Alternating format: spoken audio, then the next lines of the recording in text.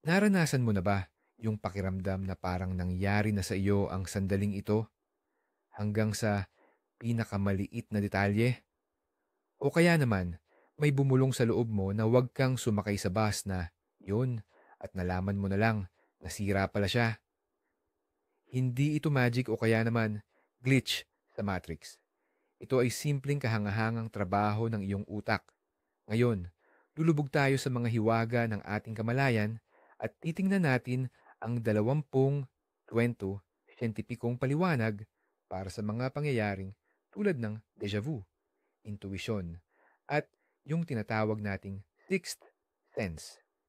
Pagkatapos ng video na ito, mauunawaan mo na ang utak mo ay ang pinakamalakas na supercomputer at marahil matututo ka pang mas maintindihan ang mga senyalis nito. Ikaw ba, naniniwala ka sa sixth sense o tingin mo katang-isip lang ang lahat ng ito? Mag-iwan ka ng komento bago tayo magsimula. Sa loob ng maraming siglo, iniuugnay ng tao ang mga di maipaliwanag na pangitain at kakaibang pagkakataon sa interbensyon ng Diyos. Mahiwagang kapangyarihan o kaya naman sa nakaraang buhay. Ang intuisyon ay itinuturing na regalo ng may kapal at ang deja vu naman ay isang sulyap mula sa ibang panahon. Nababalutan talaga ng misteryo ang mga pangyayaring ito. Pero dahil sa pag-unlad ng psikolohiya at neurobiology, nagsimulang silipin ng mga siyentista kung paano gumagana ang ating kamalayan. Napagtanto nila na ang pinakamahiwagang karanasan ay may simpleng paliwanag na biolohikal. Ngayon, hindi natin pag-uusapan ang tungkol sa supernatural. Sa halip, gagamit tayo ng mga siyentipikong katotohanan at titingnan natin kung paanong ang sarili nating utak ang lumilikha ng mga kamanghamanghang epektong ito na nagpapaniwala sa atin sa himala. Kaya naman, alamin na natin kung ano ba talaga ang nasa likod ng mga misteryosong salitang ito. Kaya, simulan natin sa pinakapamosong kababalaghan, ang deja vu. Ang pinakaunang siyentipikong paliwanag dito ay tinatawag na dual processing theory o teorya ng dalawang proseso. Isipin mo na ang lahat ng impormasyong nakikita at naririnig mo mula sa mata at tainga ay parang dalawang courier o mensahero na tumatakbo patungo sa utak mo sa magkaibang daanan. Sa normal na sitwasyon, sabay na dumarating ang dalawang iyan. Nakita mo ang tasa at agad mong naiintindihan na iyon ay isang tasa.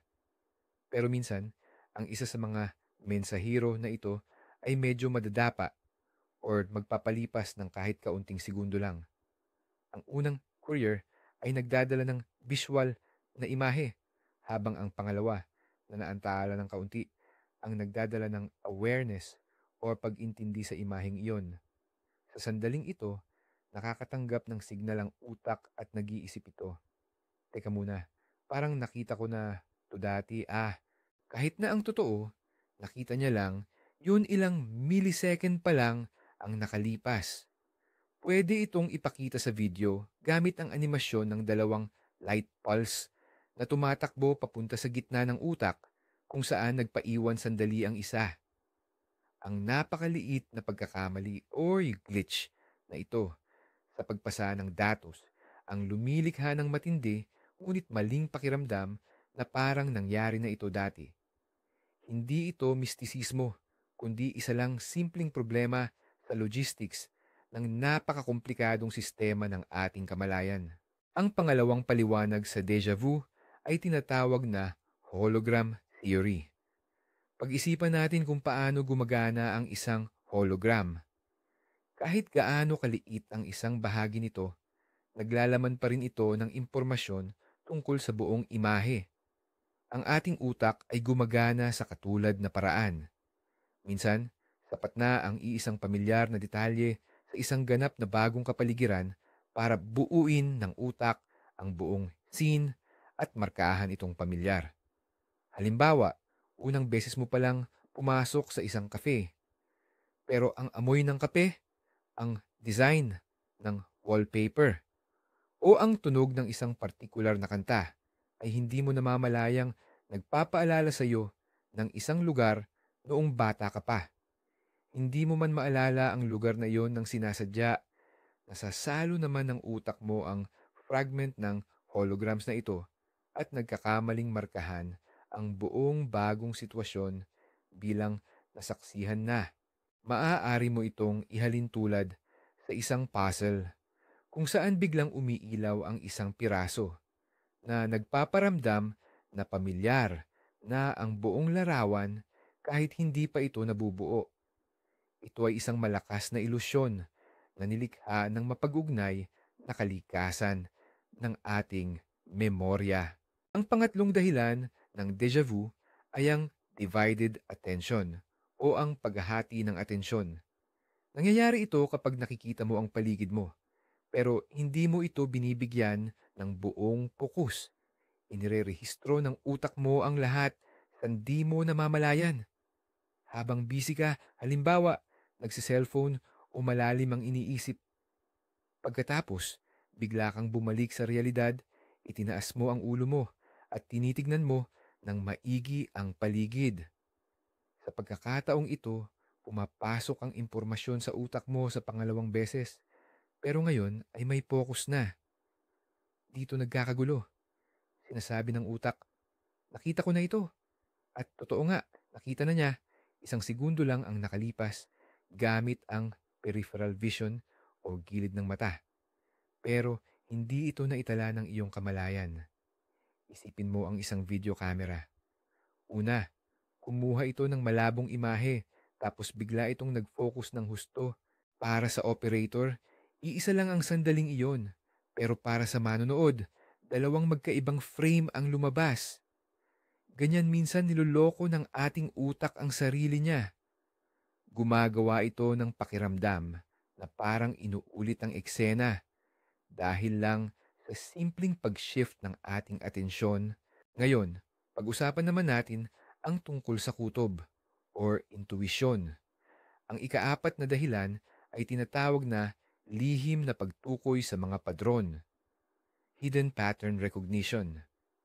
Ang ating utak ay isang napaka-epektibong makina pagdating sa paghahanap ng mga batayan or pattern. Sa buong buhay natin, nag-iimbak ito ng napakalaking database ng mga karanasan mula sa pakikipag-ugnayan, tagumpay at maging sa mga pagkabigo. Kaya kapag nakakita ka ng bagong tao o napunta ka sa isang bago at kakaibang sitwasyon, ang iyong subconscious mind ay mabilisang iniskan ang lahat ng datos na ito para hanapin kung may katulad. Halimbawa, mararamdaman mo na lang na hindi ka komportable sa isang tao kahit wala naman siyang ginagawang masama. Ang totoo, ang kanyang kilos, galaw ng mukha, o tono ng boses ay lihim na nagpaalala sa iyong utak ng isang taong dating nanloko o nanakit sa iyo. Hindi man nakikita ng iyong conscious mind ang koneksyon, ang iyong subconscious ay nagpadala na ng warning signal o babala. Kaya ang intuisyon ay hindi mahiwagang kapangyarihan. Ito ay resulta ng napakabilis na pagproseso ng napakaraming datos mula sa lahat ng iyong nakaraang karanasan. Isipin mo ang isang detektib na maraming nakitang ebidensya pero biglang tuturo sa isa at sasabihing, aha, ito na. Ganyan din, gumagana ang utak natin. Bigla nitong matutukoy ang susing pattern na kailangan mo. Ang panlimang paliwanag at isa sa pinaka nakakagulat ay nakakabit sa ating mismong katawan. Ito ang tinatawag na gut-brain axis o ang koneksyon ng bituka at utak. Ang kasabihang kutob ko o nararamdaman ko sa tiyan ay mayroon palang matibay na basehang siyentipiko. Ang ating bituka ay mayroong komplikadong network ng mga neuron na tinatawag ng mga siyentipiko bilang pangalawang utak. Ang pangalawang utak na ito ay patuloy na nakikipagpalitan ng senyalis sa ating pangunahing utak gamit ang vagus nerve o gumagalang ugat. Kadalasang dito, nagmumula ang mga emosyonal at intuitive na reaksyon. Halimbawa, ang matinding pagkabahala ay maaaring magdulot ng tunay na pisikal na pakiramdam sa tiyan. Ito ang tinatawag nating kaba or parang may mga paru-paro sa loob ng tiyan. Sa tuwing nagdedesisyon ka, batay sa iyong inner feeling or kutob, ang totoo niyan, nakikinig ka sa mga senyalis na ipinapadala ng iyong bituka sa utak na nakabase sa biochemical reactions at mga nakaraang karanasan.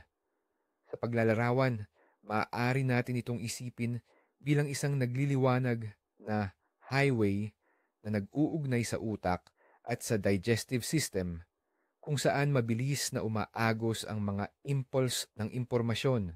Pang-anim na paliwanag sa intuition, ang tinatawag nating heuristics o mga mental shortcut. Napakatamad ng ating utak, kaya para hindi ito magaksaya ng lakas sa masusing pag-aaral ng bawat sitwasyon, gumagamit na lang ito ng mga template or panuntunan na hinango sa ating nakaraang karanasan. Yan, sa madaling salita, ang heuristics. Halimbawa, kapag nakakita ka ng mamahaling produkto, automatiko mong iisipin na maganda ang kalidad nito. Yan ang heuristic na presyo ay katumbas ng kalidad. Sa totoo lang, ang intuitive na desisyon ay napakabilis na heuristic. Hindi na nagsasagawa ng kumpletong pagsusuri ang utak. Nag-a-apply lang ito ng pinakaangkop na pattern mula sa koleksyon niya. Minsan, nagre-resulta ito sa henyong ideya o eureka moment. Pero minsan, humahantong din sa pagkakamali at mga bias or pagkiling. Kapag ang iyong intuition ay hindi nagpapalya, ang ibig sabihin niyan ay tama ang template na napili ng utak mo para sa kasalukuyang sitwasyon. Maihahalin tulad ito sa isang bihasang chess player na gumagalaw hindi dahil kinalkula niya ang lahat ng posibleng galaw, kundi dahil nakilala lang niya ang pamilyar na posisyon sa board at inapply ang solution na sanay na niyang gawin. Ang ikapitong paliwanag na naglalapit sa atin sa tinatawag nating sixth sense ay ang mirror neurons. Ang mga kamanghamanghang selulang ito sa ating utak ay umaaktibo, hindi lang kapag tayo mismo ang gumagawa ng isang bagay, kundi pati na rin kapag pinapanood natin itong ginagawa ng iba. Halimbawa, kung makita mong nakangiti ang isang tao, ang iyong mirror neurons na siyang responsable sa pagngiti ay umaaktibo rin. Sa madaling salita, literal mong sinasalamin ang emosyon niya sa loob mo. Ito ang pundasyon ng empathy o ang kakayahang maramdaman ang nararamdaman ng iba. Kapag sinasabi mong ramdam mo ang bigat ng atmosphere sa silid o nakakakuha ka ng bad vibes sa isang tao, ito ang pinagtatrabahuhan ng iyong mirror neurons. Binabasa ng mga selulang ito ang mga non-verbal na signal, gaya ng ekspresyon ng mukha, tindig at galaw, at minomodelo nila ang katumbas na emosyon sa sarili mong utak. Hindi ka nagbabasa ng isip, literal mong isinasuot o isinasabuhay ang kalagayan ng ibang tao. Kaya ito ay nararamdaman na parang isang sixth sense. Ang ikawalong punto, ang tinatawag na subconscious perception o mga subliminal na senyales. Sa bawat segundo, napakalaking dami ng impormasyon ang nasasagap ng ating mga pandama. Pero maliit na bahagi lang nito ang umaabot sa ating malay na isip o consciousness. Ang lahat ng natitira ay napoproseso na lang sa background o sa level ng ating subconscious. Ito ay maaaring mga tunog, amoy, o maging ang mga micro-expression sa mukha ng tao. Mga bagay na hindi mo sinasadyang mapuna. Pero ang impormasyong ito ay patuloy na nag-iipon at nakakaapekto sa iyong mga emosyon at mga desisyon. Halimbawa, nakikipag-usap ka sa isang tao at bigla kang nakaramdam ng hindi maipaliwanag na kawalan ng tiwala. Maaaring nasagap ng iyong subconscious ang napakaliit na pagpapakita ng paghamak, contempt, sa mukha niya na tumagal lang ng isang iglap. Pinalampas man ito ng iyong malay na isip, pero hindi ito pinalampas ng iyong subconscious. Yun ang nagpadala sa iyo ng senyalis ng pag-iingat na itinuring mo namang parang isang intuitive na hula. Maihahalin tulad ito sa isang iceberg. Ang nakikita lang natin ay ang tuktok, pero ang pangunahing bahagi na nagpapagalaw at nakakaapekto sa direksyon nito ay nakatago sa ilalim ng tubig. Ang ikasyam na paliwanag ay patungkol sa tinatawag nating mga panaginip na tumatama o kaya ay mga prediksyon. Kadalasan ang ugat nito ay ang mekanismo ng self-fulfilling prophecy o ang propesya na ikaw mismo ang nagpapakatotoo. Halimbawa, na naginip ka na babagsak ka sa isang mahalagang job interview. Ang panaginip na ito ay nagdudulot sa iyo ng matinding kaba o pagkabalisa. Pagpunta mo pa lang sa interview, balisa ka na. Wala kang tiwala sa sarili, kaya't ang mga sagot mo ay nagkakagulo o hindi tugma. Sa huli, talagang hindi ka natanggap at mapapaisip ka. Totoo nga ang panaginip ko. Pero sa totoo lang, hindi ang panaginip ang nagdikta ng mangyayari, kundi ang paniniwala mo rito at ang kaba na idinulot nito ang siyang lumikha ng kinahinatnan. Ikaw mismo, sa hindi mo namamalayan, ay kumilos para magkatotoo ang iyong kutob. Gumagana rin ang parehong mekanismo pagdating sa mga positibong kutob kung ramdam mo na magiging maswerte ang araw mo, nagiging mas bukas ka, mas kumpiyansa, at mas palakaibigan na siyang dahilan kung bakit umaakit ka ng magagandang kapalaran. Isa itong napakalakas na mekanismong psikolohikal na kadalasan nating napagkakamalang mistikal na paghula sa kinabukasan. Ang ikasampu at medyo hindi inaasahang paliwanag sa deja vu ay nagmula sa neurobiology. Ayon sa ilang siyentipiko, iniuugnay nila ang pangyayaring ito sa micro-seizures o maliliit na pag-atake sa temporal lobe ng utak. Nakakatakot pakinggan, ngunit ang pinag-uusapan dito ay mga electrical malfunction na ganap na walang pinsala at hindi napapansin ng karamihan. Ang temporal lobe ay may pananagutan, bukod sa iba pa, sa pagkilala ng mga pamilyar na bagay at sa pagbuo ng mga alaala. Ang maikli at abnormal na pag-iiba sa aktibidad ng mga neuron sa bahaging ito ay maaaring magdulot ng panandaliang pag-short circuit sa sirkito na responsable sa pakiramdam ng pagkilala. Bilang resulta, ang isang ganap na bagong impormasyon ay nagkakamaling namarkahan bilang pamilyar o matagal ng alam. Para bang ang isang bagong file sa iyong computer ay hindi sinasadyang naselyuhan ng archive taong 1900, naraan at 1900. Titingnan mo ito at hindi mo maintindihan kung saan ito nagmula at kung bakit tila napakatagal na nito. Ito ay simpleng pagkakamali lang ng sistema at hindi ito nangangahulugang sumisilip tayo sa nakaraan. Ang panglabing isang mekanismo na nagpapaliwanag sa kung paano gumagana ang ating intuition o kutob ay tinatawag na somatic markers. Ang teoryang ito ay ipinakilala ng kilalang neurobiologist na si Antonio Damasio. Ang punto dito, kapag nakakaranas tayo ng isang pangyayari, hindi lang ito iniuugnay ng ating utak sa mga pure facts or kaalaman. Ikinakabit din niya ito sa mga sensasyon at pakiramdam ng katawan na nararanasan natin sa panahong iyon. Halimbawa, ang isang matagumpay na deal ay naiuugnay sa pakiramdam ng matinding kasiyahan o pleasant excitement.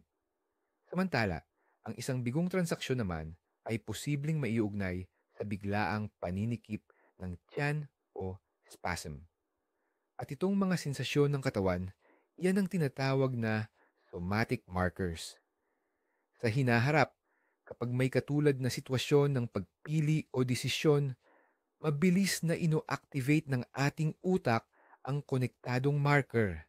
Hindi mo pa man nasisimulang ianalisa ang lahat gamit ang lohika, pero nagre-react na agad ang katawan mo sa pamamagitan ng mainit na pakiramdam o kaya naman ay bigla ang lamig. Iyan ang intuitive na hudyat na nakabase sa emotional na karanasan na naitala sa ating katawan. Ito ay literal na karunungan na nakasulat hindi sa ating isip, kundi sa mismong pisikal na pakiramdam. Ang pang-12 paliwanag ay tila ba nakuha sa mundo ng mga hayop, pero totoo ring applicable ito sa atin. Ito ang tinatawag na hidden detection o di nakikitang pagtuklas ng mga pheromones. Ang mga pheromones ay mga chemical na inilalabas ng mga living organism sa kapaligiran na nakakaapekto sa ugali ng iba pang nilalang. Sa loob ng mahabang panahon, inakala ng marami na hindi gaanong nabuo ang sistemang ito sa tao. Ngunit ipinapakita ng modernong pananaliksik na may kakayahan pa rin tayong hindi sinasadyang madetect ang chemical na senyales ng isa't isa. Ang mga senyales na ito ay nakakaapekto sa ating pakiramdam, antas ng stress, at sa biglaang pagkagusto o pagkaayaw natin sa isang tao. Kapag may nakilala ka at agad kang nakaramdam ng pagkaakit o kaya naman biglang nadismaya, posibleng tumutugon ka hindi lang sa kanyang hitsura o sa kanyang mga salita. Maaari ring nagre-react ka sa kanyang kakaiba at natatanging chemical na cocktail.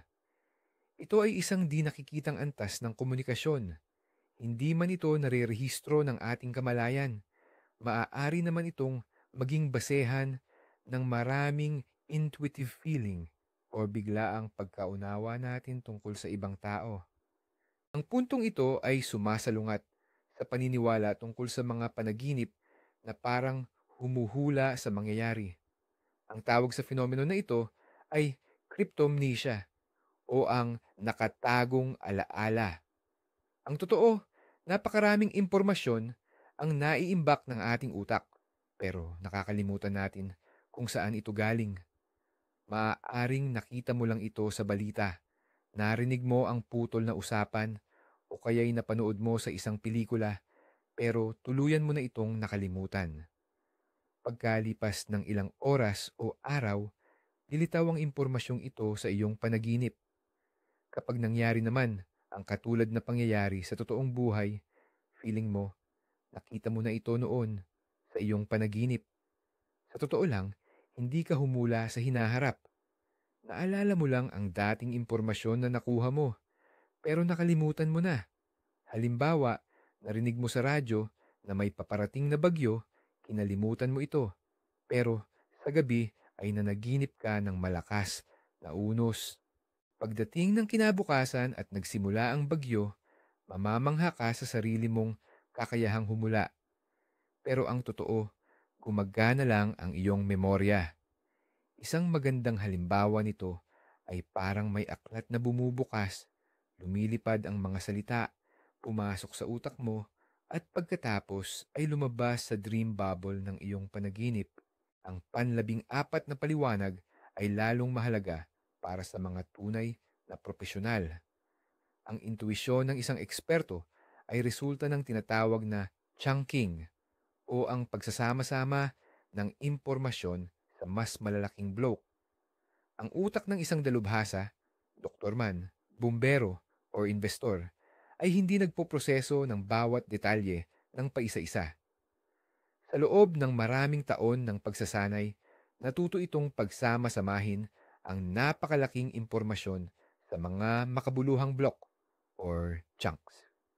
Kapag tiningnan ng isang bihasang doktor ang pasyente, hindi niya inaanalisa ang bawat sintomas ng hiwalay. Agad niyang nakikita ang buong larawan, ang pamilyar na chunk na konektado sa isang tiyak na diagnosis. Nangyayari ito ng napakabilis, kaya tila ito isang biglaang intuisyon. Ang isang bumbero na Nakakaramdam na babagsak na ang bubong ay, sa katunayan, walang kamalay-malay na nagbabasa ng 12 dosenang palatandaan. Kulay ng usok, tunog ng pag-ingay, at temperatura. Agad na pinoproseso ng kanyang utak ang chunk ng panganib na ito at nagbibigay ng utos na takbo. Hindi ito mahika, kundi ito ang pinakamataas na antas ng kasanayan. Ang pang-15 paliwanag ay muling magdadala sa atin pabalik sa isyu ng déjà vu at magbibigay ng isa pang pananaw tungkol sa kung paano nagkakamali ang ating memorya. Ito ay tinatawag na encoding failure or pagpalya sa proseso ng pag-encode ng mga alaala. Sa normal na sitwasyon, kapag may nakita o naintindihan tayo, ang impormasyon ay dumadaan muna sa short-term memory. Saka lang ito lilipat sa long-term memory kung ito ay itinuturing na mahalaga. Sinasabi ng teorya ng encoding failure na minsan nagkakaroon ng aberya sa sistema. Imbis na dumaan sa short-term memory, ang bagong impormasyong nakukuha natin ay diretsong napapadala at naikakabit sa archive ng long-term memory. Bilang resulta, ang kasalukuyang sandali na dapat ay pakiramdam natin ay ngayon ay nakikita ng utak bilang isang bagay na nangyari na noong matagal nang nakalipas. Para itong sitwasyon kung saan nagsulat ka ng isang liham, imbis na ilagay mo ito sa ibabaw ng mesa para ipadala, aksidente mo itong naisiksik sa isang kahon na puno ng lumang mga sulat. Pagkatapos ng ilang segundo, kapag nakita mo ulit iyon, magugulat ka kung bakit nandoon yon at bakit pakiramdam mo ay ang tagal-tagal na nito. Ito ay isa lamang mali sa opisina ng pagproseso ng iyong utak. Ang ika-16 na penomeno ay ang nakakakilabot na pakiramdam na may nakatitig sa iyo. Ang responsable dito ay isang espesyal na neural network sa ating utak, ang tinatawag na gaze detection system o sistema sa pagtukoy ng tingin. Sa aspeto ng ebolusyon, napakahalaga nito para mabuhay upang makita agad ang maninila o kalaban. Napakasensitibo ng sistemang ito. Kaya nitong tukuyin ang direksyon ng tingin ng iba kahit minimal lang ang data, kahit malayo at kahit pag gumagamit ka ng peripheral vision. Ngunit tulad ng lahat ng sobrang sensitibong sistema, minsan nagbibigay ito ng false alarms o maling alerto. Sobrang nakatutok ito sa paghahanap ng tingin kaya nag-a-activate ito kahit wala namang nakatingin. Kunwari, naglalakad ka sa isang abandonadong kalsada at pakiramdam mo ay may nakatitig sa iyo mula sa madilim na bintana. Ito ay simpleng pagiging hyperactive ng iyong sinaunang sistema ng seguridad. Mas gusto ng iyong utak na mag-alerto ng 10 beses kahit mali kaysa naman makaligtaan ang isang tunay na banta. Mas mabuting maging handa. Yan ang motto niya. Ang pang-17 paliwanag ay tungkol sa kakaibang pagtatagpo ng mga pangyayari o tinatawag ni psychologist Carl Jung na synchronicity. Bakit ba minsan parang binibigyan tayo ng senyales ng universo? Simple lang ang sagot. Dahil sa confirmation bias. Mahilig ang ating utak na maghanap ng patterns o regularidad kahit wala naman talaga. May tendensya tayong bigyan ng malaking pansin at kahulugan ang mga coincidence na nagpapatunay sa iniisip o nararamdaman natin. Pero binabaliwala naman natin ang libu-libong pagkakataon na walang koneksyon ang mga pangyayari. Halimbawa, naalala mo ang matalik mong kaibigan at bigla siyang tumawag para sa iyo. Sinyalis yun. Pero hindi mo naman binibilang o inaalala ang daan-daang beses na inisip mo siya pero hindi naman siya tumawag. Para itong pagbaril sa isang pader at pagkatapos dinagdagan mo lang ng target or bullseye sa paligid ng butas na tinamaan mo. Tingnan mo, perpektong tama. Ganyan din, naguguhit ng target ang ating utak sa paligid ng mga aksidenteng coincidence. Nagkakaroon tuloy tayo ng ilusyon na may malalim itong kahulugan at may koneksyon talaga sa universo. Pagdating naman sa ika-18 punto, pinag-uusapan dito ang mga bagay na tila esoteriko, gaya ng pagtingin o pagbasa ng aura. Pero ayon sa siyensya, posibleng ito ay manifestasyon lamang ng isang pambihirang kondisyon sa utak na tinatawag na synesthesia. Sa mga synesthete, nangyayari ang tinatawag na paghahalo ng mga pandama or cross-wiring ng sensasyon. Halimbawa, nakikita nila ang mga tunog bilang kulay, nalalasahan nila ang salita, o nakikita nila ang mga letra at numero na may kaukulang kulay. Mayroon ding partikular na uri ng synesthesia kung saan iniuugnay ng isang tao ang personalidad o pagkatao sa isang tiyak na kulay. Kaya kapag nakikipag-ugnayan ng taong ito sa iba, literal niyang makikita ang parang color cloud o halo sa paligid nila. Ito ay isang totoong karanasan ng pandama para sa kanila. Pero sa mga hindi nakakaalam, madali itong maipakahulugan bilang isang mystical na kakayahan na makita ang aura o energetic field ng tao. Hindi ito superpower or kakaibang kapangyarihan. Ito ay isang naiibang wiring lang ng utak na naghahalo sa iba't ibang channel ng ating pandama upang makalikha ng kakaiba at natatanging karanasan. Ang ika-19 na siyentipikong konsepto na nagiging batayan ng ating intuition ay tinatawag na interoception. Interoception. Sa madaling sabi, ito ang kakayahang maramdaman ang panloob na kalagayan ng ating katawan, tulad ng tibok ng puso, paghinga, paninigas ng kalamnan, at gutom. Mas nauunawaan ng mga taong malakas ang interoception ang kanilang mga emosyon dahil literal nilang nararamdaman ang pisikal na pagpapakita ng mga ito. Ipinapakita ng mga pananaliksik na ang mga individual na ito ay may mas matalas na intuisyon, lalo na sa mga usaping pinansyal at panlipunan. Kapag sinasabing pakinggan mo ang sarili mo o magtiwala ka sa katawan mo, ang tinutukoy nila ay ang interoception. Sa pagpapaigting ng atensyon mo sa mga panloob na senyales ng iyong katawan, sinasanay mo ang iyong intuisyon. Ito ay parang pag-aaral na basahin ang control panel or dashboard ng iyong organismo. Kapag mas naiintindihan mo ang mga senyalis, mas nagiging tumpak ang iyong mga desisyon at ang iyong mga panghula. Ito ay isang kasanayan na puwede at talagang dapat nating paunlarin. At narito na tayo sa panghuli, ang ika-20 paliwanag. Ito ay tinatawag na source amnesia or amnesia ng pinagmulan at may kaugnayan pa rin ito sa mga panaginip at deja vu. Ang mekanismong ito ay kahawig ng cryptomnesia, pero mayroon itong isang malaking pagkakaiba. Naaalala mo ang impormasyon mismo, pero wala kang ideya kung saan mo ito nakuha o nakita. Maaring nakita mo ang isang lugar sa pelikula, sa video game, o kaya naman ay napanaginipan mo lang. Naitala sa iyong utak ang alaala ng lugar na iyon, subalit nabura naman ang konteksto. Ang katotohanang isa lang pala itong eksena sa pelikula. Kaya naman, pagkalipas ng maraming taon, napunta ka sa isang lugar na kahawig nito sa totoong buhay. Pakiramdam mo ay sobrang pamilyar ito, pero hindi mo alam kung bakit. Dito lumalabas ang matinding pakiramdam ng deja vu.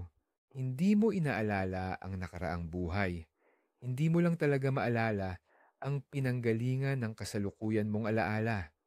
Ang iyong utak ay nagbibigay ng signal na pamilyar ito, pero hindi nito mailagay ang label na nakita lang sa sine. Ang pagkalitong ito ang lumilikha ng misteryosong pakiramdam na para bang narito ka na noon pa man. Kaya Ano na nga ba ang buod ng lahat? Ang déjà vu, intuition, at sixth sense. Lahat ng mga misteryosong penomenang ito ay hindi pala galing sa ibang mundo, kundi resulta lamang ng sobrang komplikado at minsay kakaiba na paggana ng ating utak. Mula sa maliliit na pagkaantala ng signal hanggang sa malalaking kalkulasyon ng subconscious natin. Mula sa koneksyong biochemical ng ating bituka hanggang sa mga nakakatuwang pagkakamali sa ating memorya. Patuloy na sinusubukang intindihin ng ating utak ang mundo, maghanap ng pattern, at protektahan tayo gamit ang lahat ng tricks na alam nito. Kaya sa susunod na mangyari sa inyo ang déjà vu or may idikta ang inyong intuition, tandaan, hindi iyan mahika. Iyan ang personal ninyong at sobrang komplikadong supercomputer na gumagawa ng bilyon-bilyong kalkulasyon para tulungan kayong mabuhay at magtagumpay. Salamat sa pagtapos ninyo sa video na ito. Kung may bago kayong natutunan tungkol sa inyong utak, huwag kalimutang mag-like at mag-subscribe sa channel para hindi kayo mahuli sa susunod pang mga scientific analysis. Alin sa 20 paliwanag na ito ang pinaka-nakakagulat para sa inyo? O baka naman may sarili kayong kwento tungkol sa intuisyon na maipapaliwanag na pala sa agham? Ibahagi iyan sa comments. Gustong-gusto naming basahin